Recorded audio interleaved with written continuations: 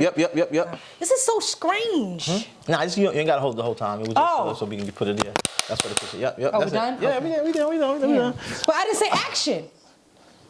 Oh, okay. Action. Chef Catore and Ill Flicks.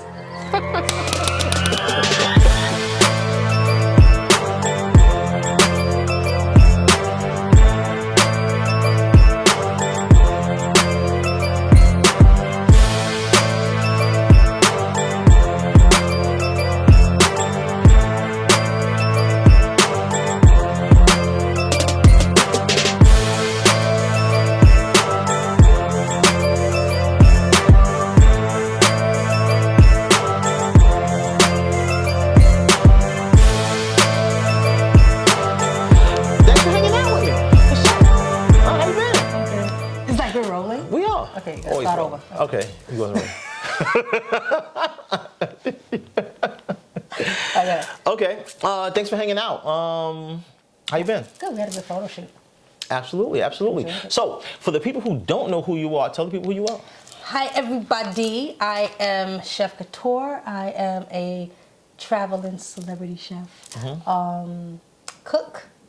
I design your home with beautiful food, and I travel all around the world, do boss summits, work with really dope companies with women who are entrepreneurs and do mentorship, a lot of community efforts with Pens of Power, and I have a seasoned sauce and garlic butter line. So I think that makes me like a product extraordinaire.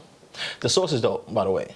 I need to re-up on that too. I got you. So, how did you get into the culinary field? My story's kind of not normal as most people. I never expected to be a chef, ever. Like, people told me I knew how to cook.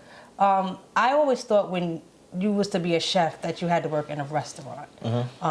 Never thought culinary could be private chef work or something that was more profound than just going into a kitchen and working for somebody. I was a social worker for 11 years. I ran group homes, health homes, foster care, high-risk youths, everything you could think of. And one day I got very sick, passed out at work, ended up having a brain tumor. Then I had ovarian cancer twice, so I had like leap surgeries and things like that. I was out of work. Then I ended up paralyzed for 3 months. And then I lost my social work job because the city didn't up the grant funding. So everybody was out of a job. So I was like, what do I do next? So my lawyer and my aunt was like, cook. I'm like, cook? And they're like, yeah, like, not to be funny, but you can't walk. You're on bed rest. Pick up your laptop. While you're in therapy, trying to get better, take some online courses. So I found this program called Operation Hope. And after I had my 3 surgeries and I was able to start walking, I went to Operation Hope. I walked in with no ticket. It was a ticketed event, and it was sold out. And I walked in, and they went around asking for tickets, and I was like, I don't have one.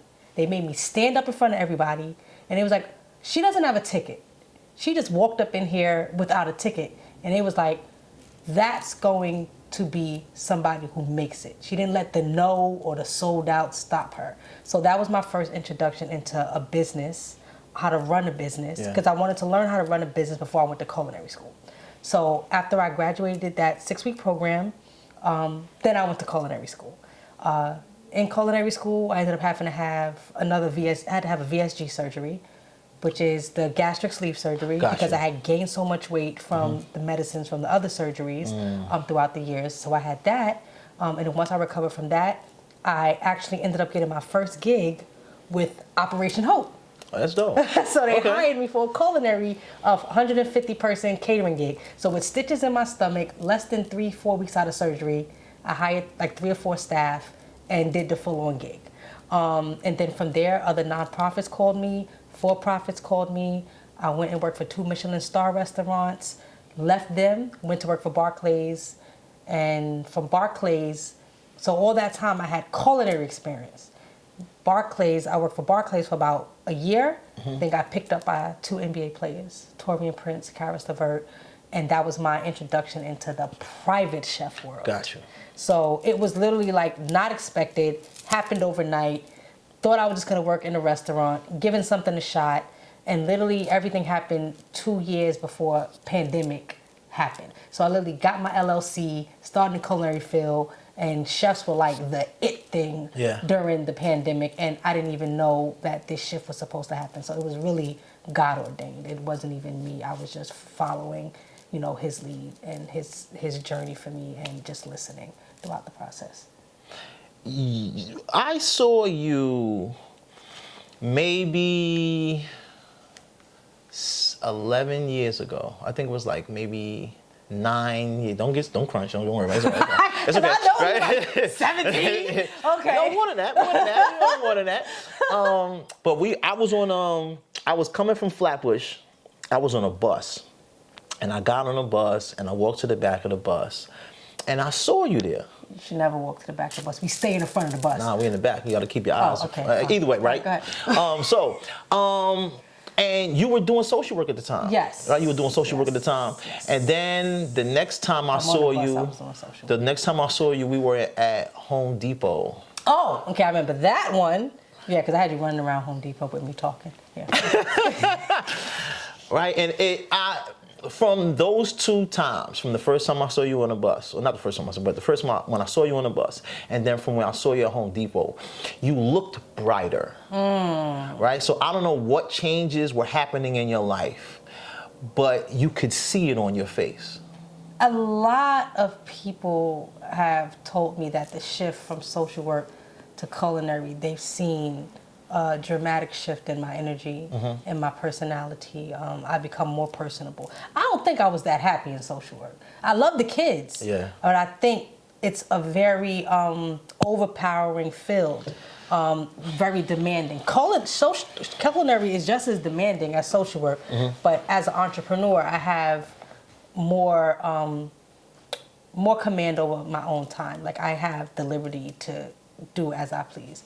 As in with social work, I had high demands and high expectations, and it was an extremely high turnover. Yeah. So yes, when I wasn't happy that I didn't have a job for a while because that was scary. Yeah. But when I found my purpose, that's gonna make you feel a lot brighter about life. You're like, oh my gosh, like I didn't expect to do this, but here I am and I'm thriving. Now you have something to look forward to every day. They say whenever what do they say?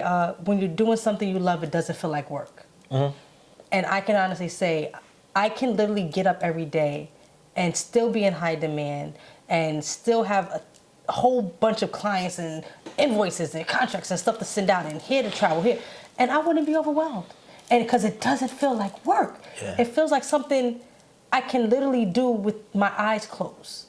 And it didn't feel like that before. It felt more like a demand, an expectation. You know, this is what you have to do every day. And if you don't do it, you can get reprimanded. Yeah.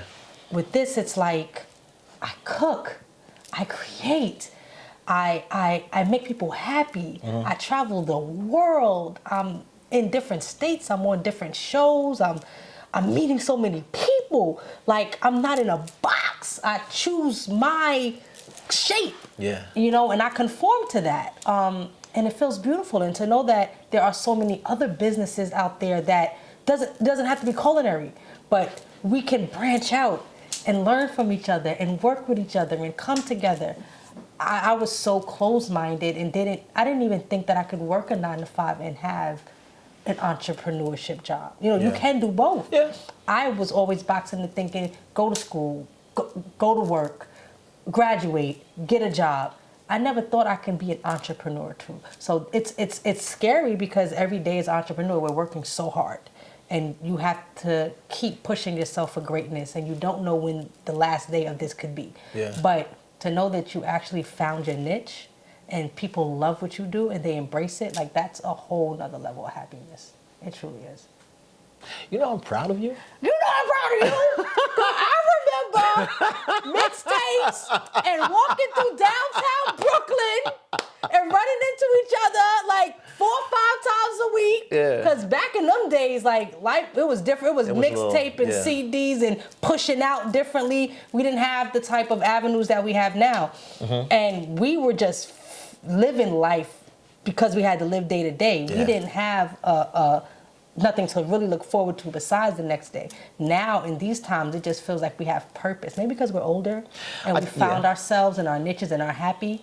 But, I mean, you've come from figuring it out in the same time span that I've come from figuring it out. Like, we've both evolved immaculaately. So, you say you're proud of me. I'm extremely proud of you. Like, I'm sitting here with you doing this. And just like I said, how businesses can work together but not be in the same field, but we all can blend and figure out how to work together. This is the exact example of that. Yeah, it's a hustle, you know, like everything in life. You have what motivates you to do the thing, right? So it's either what do you hold closer to your heart, the thing or the thing that motivates you to do the thing. You get what I mean? I've placed myself in an environment or in a field where I am as in love with the thing that I am with the thing that motivates me. That's why I'm always up. My energy is always up. Yeah. You get what I mean? It's because I get to take pictures of attractive, beautiful, powerful people. Yeah. That's it. And then you have Minnie's World. And Minnie's World, well, we let Minnie's World go. Really? Right? So unfortunately, well, you know, I love the graphic on Minnie's World. Oh yeah.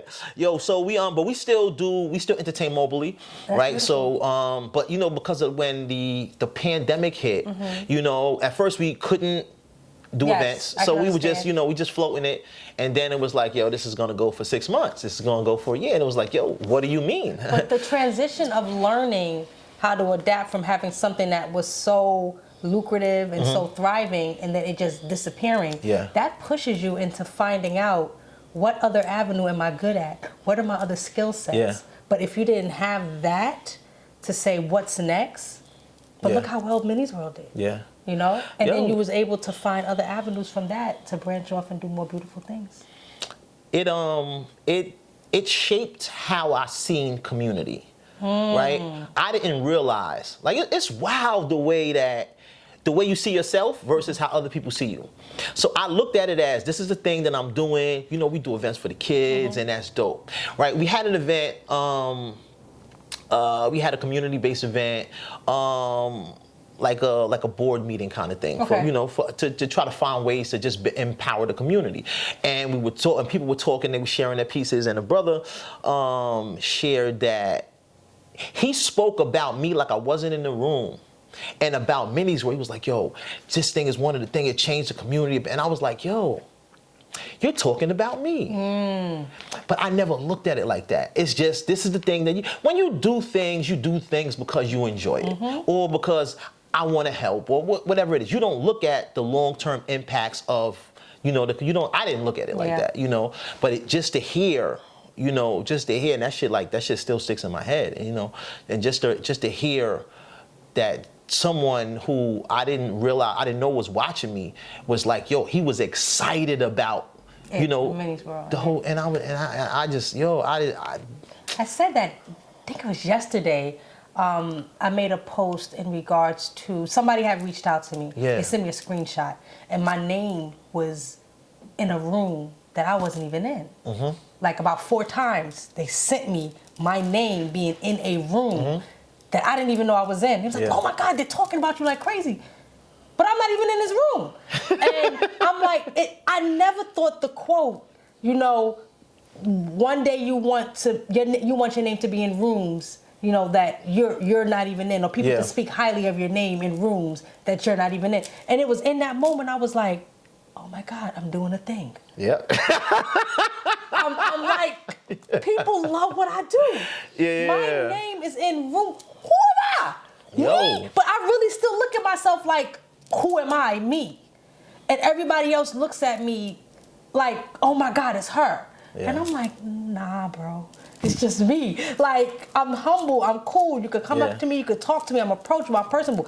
And people, I've literally had texts sent to me like, Chef Catore's in the same room as me. And my client has sent it to me like, can you please walk over to her and say hi? And I'm like, bro, I'm right. She can walk over to me. She doesn't know that she can walk over to you. And I'm like, it's not that serious. And it's like, it's crazy because people think no. We all should be able to work together and be personable and love up on each other and let everybody know, like, just because you may think this of me, I'm really still here. Yeah. And I think that's what keeps me thriving is my humility, that I go above and beyond, that people title me a certain way, but I don't title me that way. Like, I had somebody tell me the other day that I need to get comfortable with being called a celebrity chef. Because for years, I'm like, don't put that in the blog. Don't put that in the article. Don't write that. Just Chef Catore, people chef. And they're like, nah, you have to learn to just adapt to it and accept it. Yeah. And you have to accept what you're being seen as eventually. I remember, I don't know who I was with, but an artist said to me, it'll come to me, but he said to me, once you're in the limelight, you no longer, Rashid Phillips, he was the runner-up on Netflix Greatest American Barbecuer. He said to me, once you're in the limelight, once you're on TV, once your name is known, you no longer belong to yourself. You belong to the people now. So how they view you, that's it. How they pronounce your name, and that no longer is your choice. He was like, you now are what they see you as, and you have to learn to accept it. You sign yourself off once you put yourself in a certain, type of category. And I was like, man. And then a couple of weeks later, I'm in categories, and I'm like, this is cool, but it's scary. Because I never want nobody to ever think that you can't afford me, or you can't book me, or it's going to be too much to get my time and attention. And I made a post about that as well. Like, never think that. Never think that I won't meet your budget. Never think that I won't do something just because it's Tuesday. I'm a community person above all else. I give back before anything else. So if I see something and I'm like, man, I could really help out here, I'm going to be the first one to jump on it because it makes my heart feel good. I'm a marshmallow, like, before anything else. So I'm a s'more. I want to be a s'more. So, no, I really love what I do. It brings out a different dynamic than I ever thought that, I would ever, be able to foresee. So it's a beautiful thing. And what you do is beautiful. You get to capture images, man, in the moment. Yeah. You know what that's like? Yeah. And you take people out their comfort zone and give them confidence. Yes, I can agree, right? I think that there is a lot, it has a lot to do with the way you see yourself. And I think that most people, or people who are photographed, they're really overcritical of themselves, right? They focus on the blemishes. They focus on the quote unquote imperfections. Like, that is what they see first when they see themselves, right? So my job, or I get the pleasure of showing them the rest of themselves. Now, even when you opened up my photos, you was like, I just want you to see this, this, this. And even though it was minor infractions and imperfections, I should say, didn't really bother me because it's me. So I am mindful of the word imperfection, right? Because I don't think people have imperfections. I think we are perfectly who we are. I think there are it's like flavors. There are things that we flavor or we appreciate more than other things. Like some people like sweet versus salty or savory. You get what? So it's just the flavor that you like of yourself, right? But because you are who you are, you will always be this person. You can change and have versions of yourself, but then you will still always be who you are at your core. So if you was not, I'm interviewing you now, if you was not doing this, right, and you could be anything in the world besides this, like if somebody said to you right now, rub the magic lamp, but you have to pick what you would be for the rest of your life when you rub this lamp, what would it be? I think I'd be a stripper. For real? Nah. Oh. Muscle shirt. Yo, son, it go to your head, son. I'm just saying. Nah, so I do a thing called Mind Sex. Okay. Once a week, every week, for the last 6 years.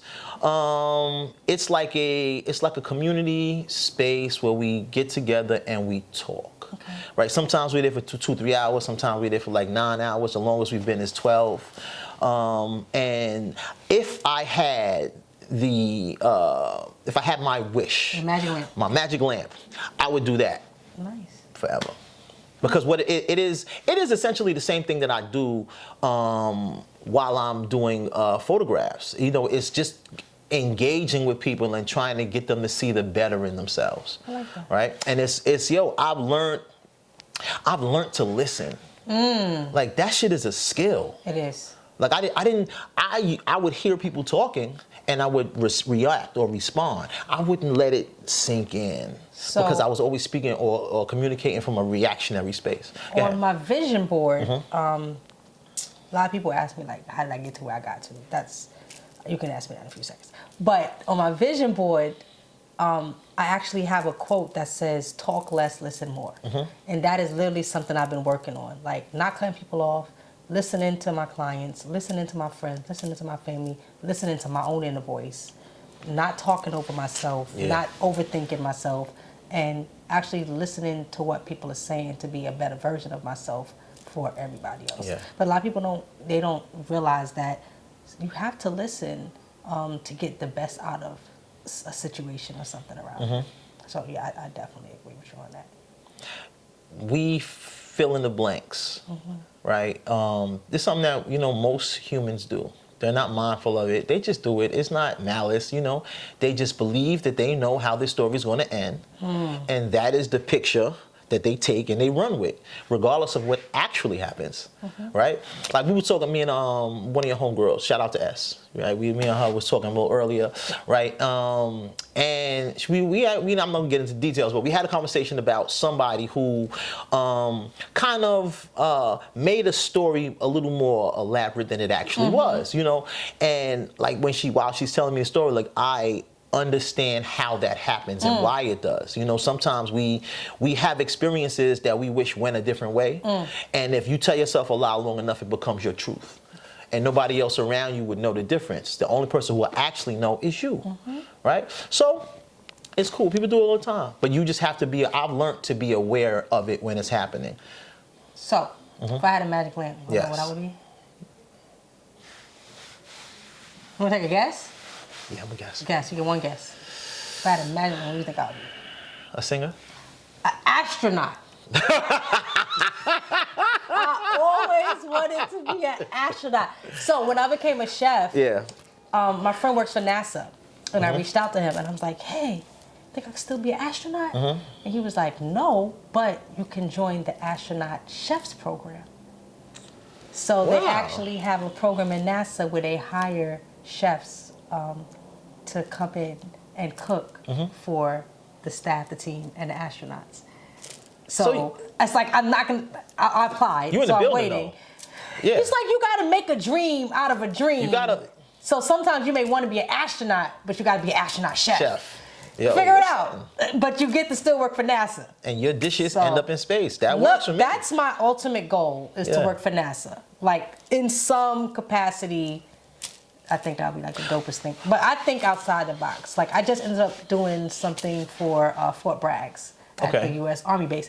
And in that moment, I was like, hold up, did Fort Bragg just call a civilian to come in and do? And at that moment, I was like, hold up, I'm not thinking outside the box enough because I'm sitting here trying to do this, this, and this, which are all great things. Yeah. But that is different. Like how many civilians get to go inside of Fort Braggs full on? I've seen things and dope things, and I'm like, whoa, I'm in the building. Little me. And I'm like, okay, at that moment I said, maybe I'm not thinking enough about where this life can take me. And you have to have those random experiences to be like, whoa, it's really so much more out here. You don't have to stay within the confines of the expected norm.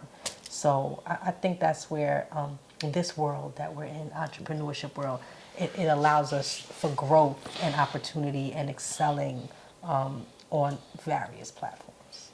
As an entrepreneur, what are some of the pitfalls that you've experienced as an entrepreneur?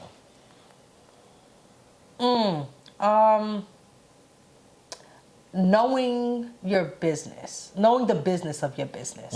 So a lot of times we're so caught up in doing the food and getting the client that you don't focus on the branding, The contract, the reaching out, the checking up on your clients, the paperwork, the follow through, the taxes part. You understand? You miss, not me, because I've Shout out to the enough IRS. lessons. I've learned. I ain't had no IRS issues, but when it comes to the follow through, Yeah. knowing, making sure you always ask the minor questions. What are your allergies? What are your expectations out of me? Really getting in depth with your client. Really learning the business branding part. Are you a LLC? Yeah. Are you a sole proprietor? Because there is a difference between having an LLC and being a sole proprietor. Are you a S corp? Are you a C corp? Knowing exactly where you want your brand to be. Do you want to get your nonprofit? Knowing how to build your brand and not having a brand and not having something solid to back it up. Yeah. Knowing, people that, and I don't care how y'all feel about this, people asking, don't DM me for information. No, get a website. Learn how to navigate your business to the proper outlets. Those things make a world of difference in you being better the next year. So like every year, all of us have that 1 month that's our down month. We don't get no clients, no business, nothing comes in.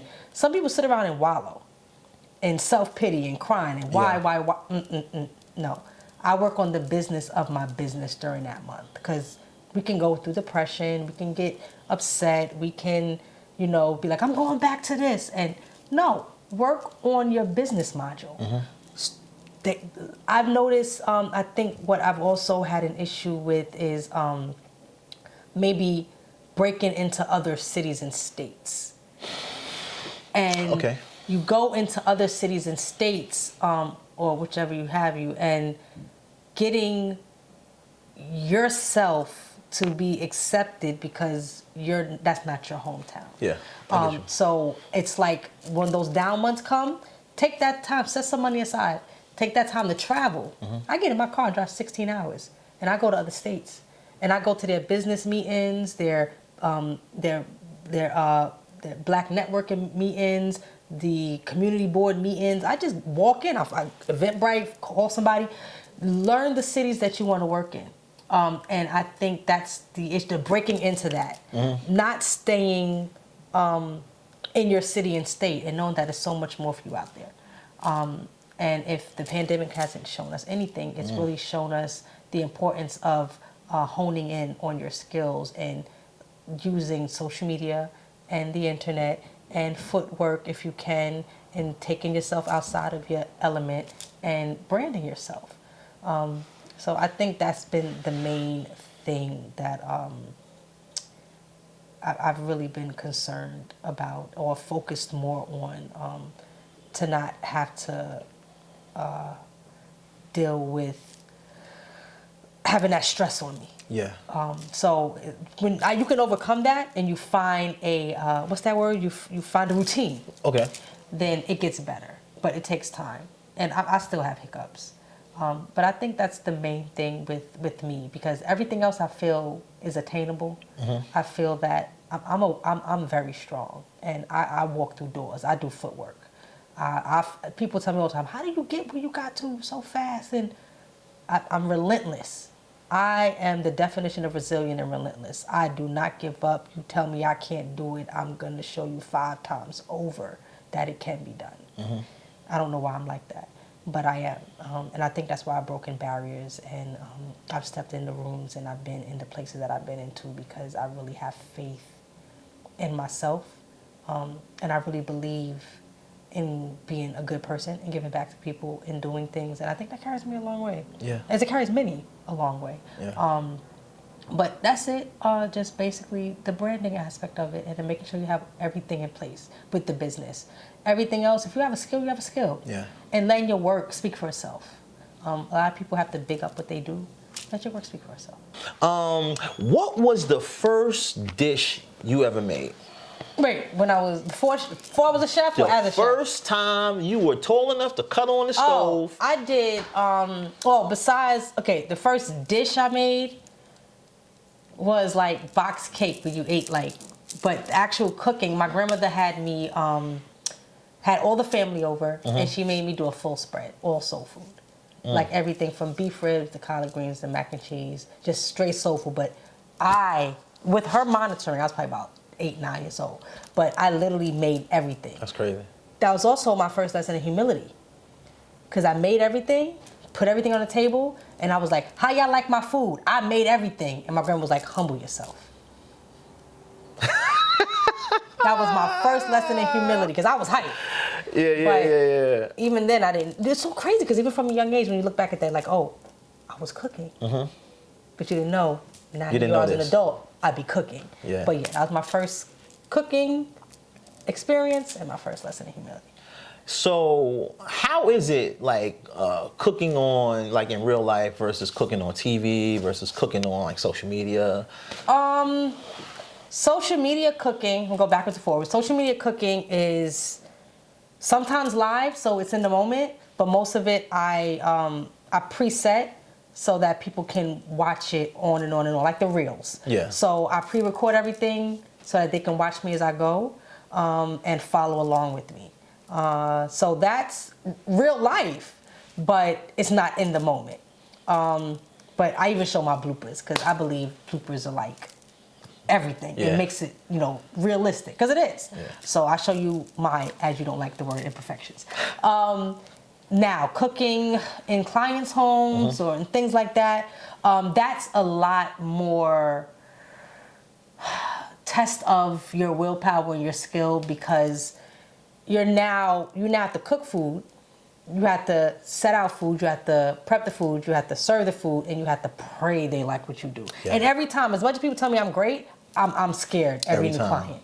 I'm worried they're not going to like it every time. And I have recipes, so I follow almost the same thing. Besides, sometimes I sprinkle a little bit more than I expect to. But every moment with a new client, because everybody has different taste palettes, I never know what to expect. Yeah. So it's always in the moment, I pray, I hope, please, love my food.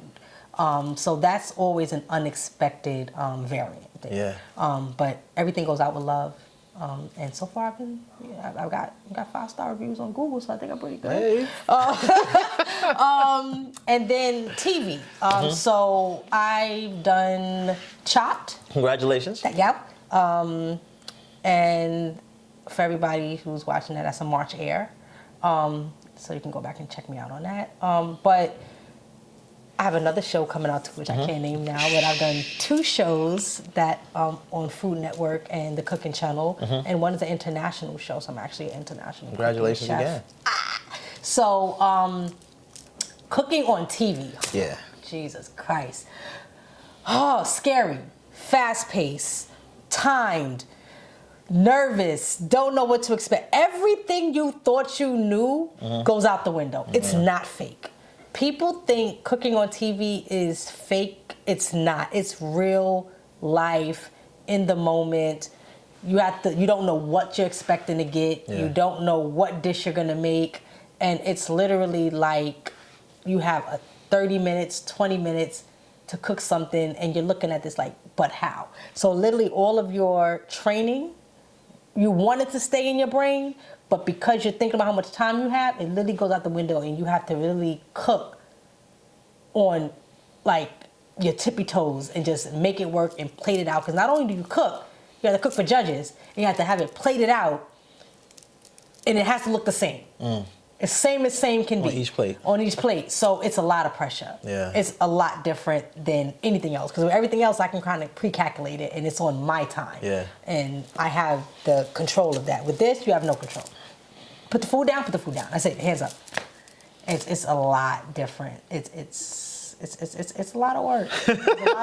It's a lot of work.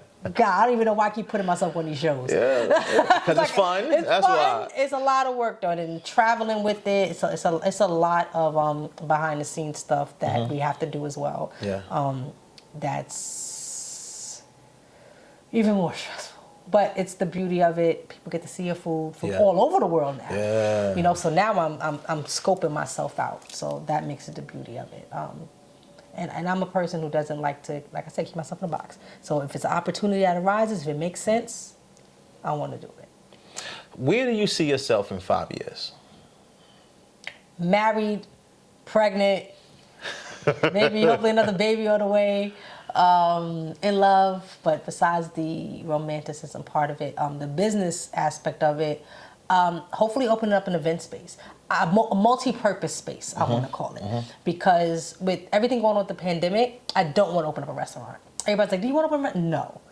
That's too unpredictable. Yeah. An event space I think is a beautiful thing to have. I can have kids cooking classes. I can have adult kids cooking classes. I can have therapeutic cooking classes for children who are high risk or that need to have coping mechanism skills to independent living. I can have an event, a jazz night. I can have my artists come through and do pop-ups. I can have a pop-up dinner, brunch. I can do anything I want to with that space. I can have chefs who come in from out of town use my space because it's so hard for so many chefs to find spaces, or other artists or people or businesses, boss summits, they can use my space for events. Like I have a client, Will Roundtree. He is a credit and real estate, big real estate though, guru, and he has events all over the world. You can come into my space, and you can have your 50 to 150 person event there, and I handle the food. Or you can have somebody come in and do what you have to do. So a multi-purpose space is where I see myself, and then branching myself out to that and just doing what I want on my terms. And then hopefully my main goal is to start a chef service where I can put other chefs and other caterers in business. So now maybe I can sit back, just work on my event space, and I can delegate chefs to other jobs. So I no longer, I can do it if I want to, but not because it's my thing that is expected of me to do. I can delegate other chefs to other jobs. Got you. I think that'd be that's like the ultimate goal, is to start like an agency for chefs. Okay. Placement agency. This has been fun. It is. Where you see yourself in 5 years?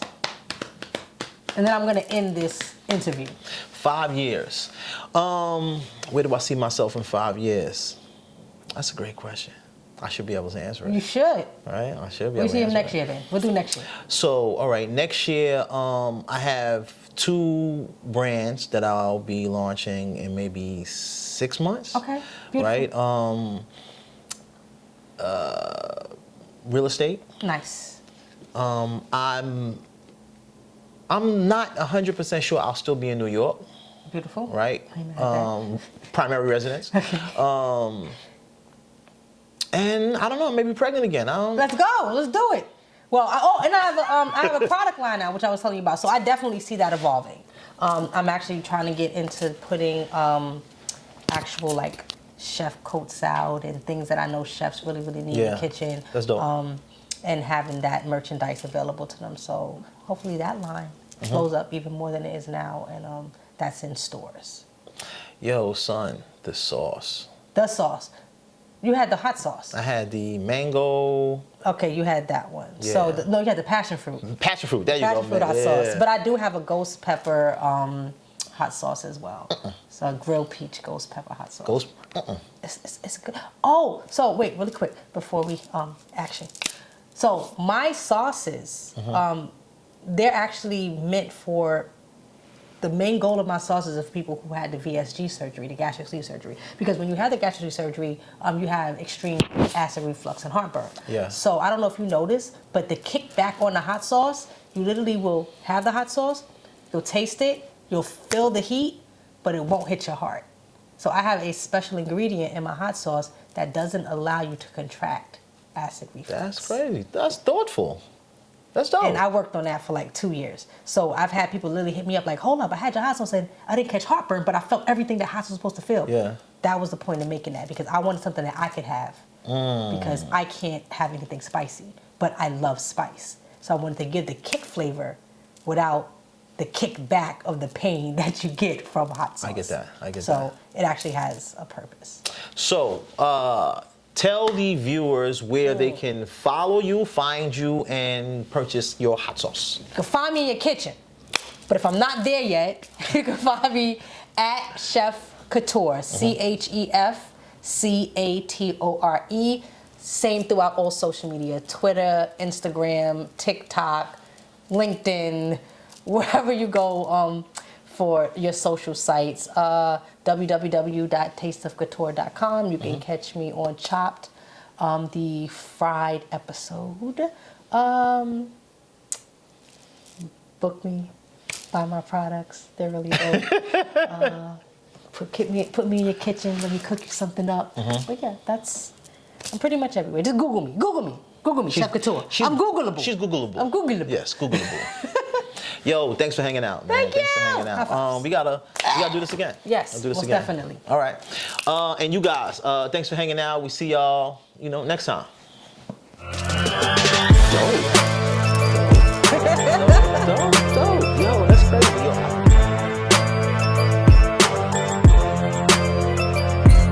Yo, man, listen, thanks to Catore for hanging out with us today. Hopefully you can, first and foremost, make sure that you guys support her brand. Purchase some of that hot sauce. It's fire, because I actually tried it. She didn't give me no free shit. Like, I bought it because I want to support my peoples, and it was worth the purchase. Do the same. The images came out dope. You guys will see that, and hopefully you guys will hang out with us next week, next month, next year, whenever we shoot the next episode. I look forward to seeing you guys again then. Peace.